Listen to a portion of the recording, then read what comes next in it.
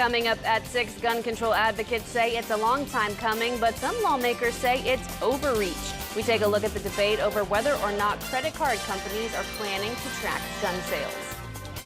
Live from our studios at One Television Plaza, this is WTAP News at 6. There is a debate about whether credit card companies should track gun purchases. Good evening and thank you for joining us. I'm Phyllis Smith. The debate over the potential tracking of gun purchases has one of America's leading financial corporations weighing in. It comes as gun control advocates and lawmakers speak out. WTAP Washington News Bureau's Nicole Newman reports. And I think it's dangerous. Missouri Senator Josh Hawley strongly disagrees with the plans of Visa, MasterCard, and American Express to use a new merchant code to categorize gun purchases. In a tweet on September 13th, calling it, quote, a big threat to Second Amendment rights. On the same day Hawley posted his tweet, he also sent a letter to credit card company CEOs asking them to reconsider. Unless they wanted to at some point be able to interfere. And we know that's the case. We know there's no real business reason for it because they haven't ever done it. Previously, gun sales were categorized under merchant codes as general or miscellaneous. That's despite merchant codes existing for a wide range of products and services, including beauty salons, bowling alleys, and bakeries. I reached out to Visa for comment and was sent a link to a blog post titled Protecting Legal Commerce. In it, Visa writes the new merchant code is from a global standard-setting organization that established the code for gun and ammunition stores. Visa says in part, many misunderstood the company was advocating the use of the code to track gun sales as a potential tool in combating gun violence. But gun control advocates say the code is an opportunity for the financial sector to do its part in preventing gun tragedies. Everybody in the country, every industry in the country has a role to play in helping ameliorate this problem. Nick Suplina is the Senior Vice President for Law and Policy at Everytown for Gun Safety, the country's largest gun violence prevention organization. What this new merchant category code can do, if implemented properly, is prevent tragedy like domestic terrorism or horrific acts of mass shootings and armed extremism. Gun control advocates say the 2016 Pulse nightclub shooting is an example.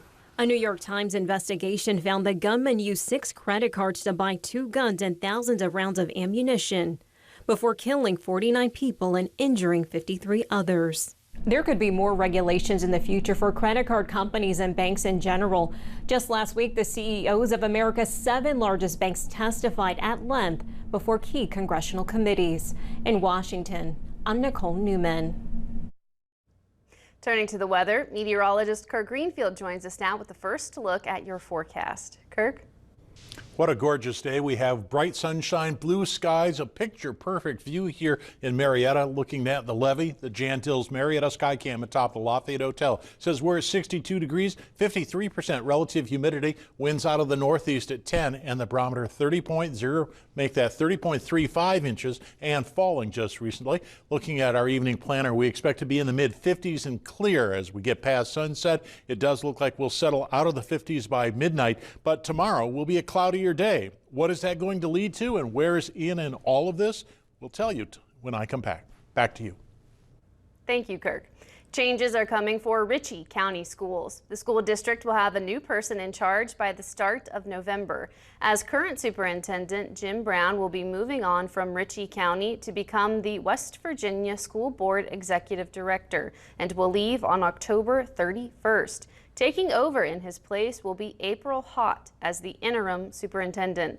Hott has served as a teacher, principal, and administrator, all at Ritchie County Schools, and is entering her 33rd year for the district.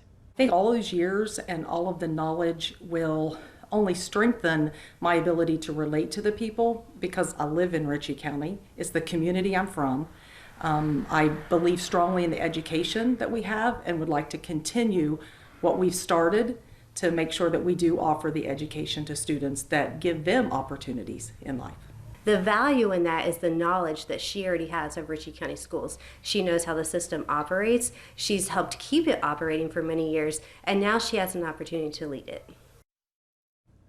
Pott says that she is looking to continue the academic improvement that Brown took a lot of pride in, as well as addressing the teacher shortage that is currently at Ritchie County schools.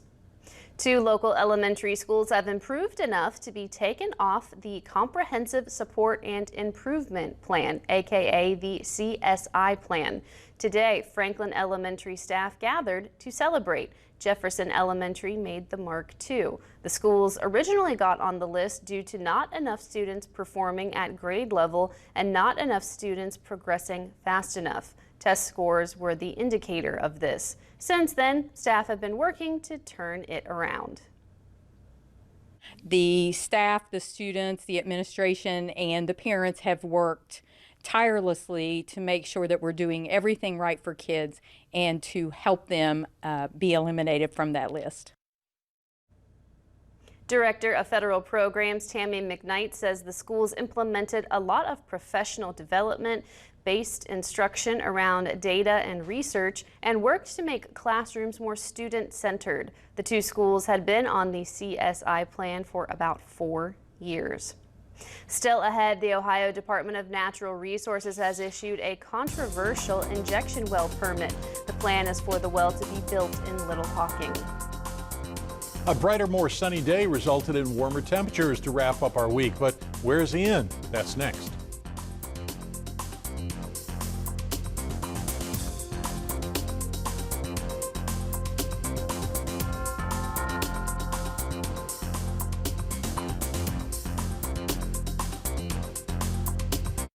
Tonight's News Bowl is sponsored by Baker & Baker Jewelers and by the Basement Doctor of West Virginia.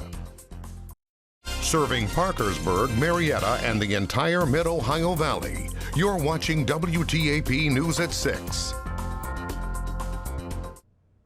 The Ohio Department of Natural Resources has issued a controversial injection well permit. The plan is for the well to be built in Little Hocking. Our Laura Bowen talked to people with a local water company who fear the project could pollute their drinking water supply. What you're seeing here is a Class 2 injection well. They're using these wells to dispose of all those unwanted liquids from drilling and fracking. It's owned by Arrowhead Road Services, LLC, which now has the green light to build another one in the area. The next well has been brought up in multiple local meetings due to pollution concerns. Linda Aller, a hydrogeologist who works with the Little Hocking Water Association, says the well could interfere with unplugged orphan wells that might be in the area. There's a lot of wells that were drilled in the old days where nobody knows where they really are, that weren't correctly plugged. The consequences of that would be contaminated drinking water and environmental pollution. Aller explained that injecting well fluid into the ground creates pressure, which could force the fluid back up if there's a hole from an orphan well underground. If it comes back up, it can then move into the shallower formations, which are where you get your water supply from. The Ohio Department of Natural Resources says it cannot calculate the risk orphan wells pose, but acknowledges that the risk is there. It is not known how many undocumented orphan wells are in Ohio. Aller says there's also a fault line in the area that may interfere with the well. It could pose similar threats as orphan wells. If these fluids, when you put them in and you put them under pressure, they can move along those faults, or they can actually cause the faults to move. So if the faults move, that's an earthquake. The ODNR states that there's a seismic monitoring network nearby that will monitor the new well. It says that information already collected shows the ground can withstand the project. Aller says she is also concerned about trucks bringing fluids to the site having spills, which would contaminate the water supply. A spill on the surface would take whatever brine was in the truck or whatever fracking fluids were in the truck and dump them directly on the surface. The ODNR says surface spill contamination is rare. Still, Little Hocking Water Association is taking proactive measures. After our meeting at the St. Andrew's Church, the board, we decided to do sampling. For the next 2 years, every quarter, we're going to sample our well field. to make sure that there hadn't been any changes. It's a precaution they've already put in place for Arrowhead's other well in the area, according to the Water Association's general manager. Aller says it's too soon to say whether there's fallout from that well. ODNR says that it reviewed the well application to make sure both the environment and public health are protected during the well's operation and construction. Arrowhead has not responded to our multiple requests for comment. Laura Bowen, WTAP News, Belpre. We will have more details posted in our online article tonight. That includes ODNR's full response to concerns. We'll also talk about how the Little Hocking Water Association has been pushing back against local Arrowhead wells since 2020. Now let's go to Kirk Greenfield for another look at the forecast. Kirk? It's been a pretty fair day in the Mid-Ohio Valley. As we take a look at our radar satellite composite, we see cloud cover, but it is dissipating in the last few frames here. As a result, we have a very sunny afternoon, and the temperature has increased considerably as we've gone through the day. What a nice view we have to the west here. The Highmark, West Virginia Skycam, 62 degrees, 53% relative humidity, winds out of the northeast at 10, and the pressures at 30.35 inches and falling, but that's a pretty high value and it's keeping the skies clear. Well, when we look at our current temperature, 64 at Charleston, 62 for Parkersburg and Athens, 59 in Columbus. Winds are aligned from the northeast at 10 miles per hour, pretty steady there, and we're about 4 to 5 degrees warmer than we were yesterday at this same time. No radar echoes in the immediate vicinity. In fact, when we zoom out, we see just the outer bands of what has streamed off from Ian going up the eastern seaboard as high pressure dominates the Great Lakes. Now, as we watch these clouds streaming up, they will eventually cover us as we get into Friday. Futurecast says we'll be clear tonight, though, and as we go past midnight, we'll start to see some of the thinnest clouds arrive. Most of Friday will be sunny. We'll see some clouds arriving by the time we get to the football games, but the rain shower action is going to be in the southeast half of West Virginia and keep most of our games just cloud cover and dry. After midnight, we start to see some showers, and some of these downpours could be a little bit heavier as we get to Saturday morning, but at this point, there are no warnings, no watches.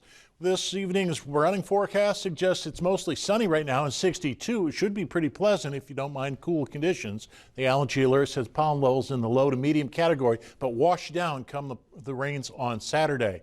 Well, where's Ian right now? Well, it's right here moving to the north-northeast at 10 miles per hour, a Category 1 storm that's going to move up and make landfall as a Category 1 in South Carolina. And then the remnants are going to move into the Appalachian Mountains where it loses its cohesion, its identity, and injects a lot of moisture into the region. Again, that will bring showers for us and rain on Saturday and spill over into Sunday, as we'll see. Tonight, a few clouds on the chilly side, 45 for the overnight low, much like last night. Tomorrow, 65 again, but increasing clouds as we go. As we look at the extended forecast, there's about 100% chance of precipitation on Saturday, and that's the moisture from the former hurricane. It'll spill over into Sunday. Not so much Monday, but it's still a possibility, and we're into the upper 60s as we look at the temperatures for next work week. Well, tonight's winner for the Sketch of the Outdoors contest, sponsored by People's Bank, is Nature's Waterfall by Hollis Aperton. That's Aperson, age 7 of Malta, Ohio. If you'd like to enter the daily contest, submit your digital copy of your child's outdoor artwork on our WTAP webpage. Look for the entry, Sketch the Outdoors, and follow the directions to upload and enter. A new winner is drawn each weekday and presented at both 6 and 11 p.m. newscasts. Phyllis? Thank you, Kirk. I like that one. And I know you were saying that tomorrow will be good for the football games. It looks like it'll just be cloud cover, but it's a good crisp fall day. Not bad. And then the remnants of Ian will be maybe Saturday and Sunday. Yeah, the weekend's looking pretty soggy, I'm afraid. I feel so bad for the people in Florida that just so much damage. And yeah, I've been looking at the pictures and the videos. It is so bad. Last time we've seen something like this is probably when Hurricane Andrew, which also hit Florida so many years ago. But it's really bad in the Fort Myers area.